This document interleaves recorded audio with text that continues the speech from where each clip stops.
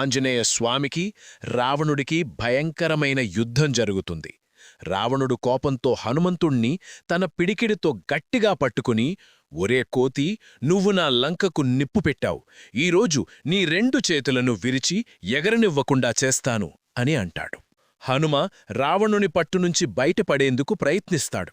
అప్పుడు రావణుడు, ఇది మహాశివుడి పరమ భక్తుడి శక్తి, నా చేతుల నుంచి తప్పించుకోవడం అసాధ్యం అని చెప్తాడు.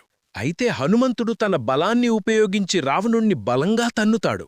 ఆ దెబ్బకి రావణుడు గాలిలోకి ఎగిరి నేలమీద పడతాడు.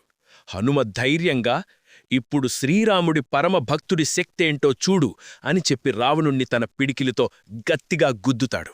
దాంతో రావణుడు 100 యోజనాల దూరం తుల్లిపడతాడు. కాసేపటికి రావణాసురుడు లేచి నిలబడి ఆశ్చర్యంతో, హనుమా, నువ్వింత శక్తివంతుడివి, మరి ఆ సాధారణమైన అరణ్యవాసి అయిన రాముడికి ఎందుకు సేవ చేస్తున్నావు అని ప్రశ్నిస్తాడు. అప్పుడు హనుమంతుడు, రావణా, శ్రీరాముని భక్తుడైన నా బలమే ఇలా ఉంటే నా ప్రభువు ఎంత శక్తివంతుడో నీ ఊహకే వదిలేస్తున్నాను అని సమాధానమిస్తాడు. ఫ్రెండ్స్, జై హనుమాన్ అని కామెంట్ చేయండి.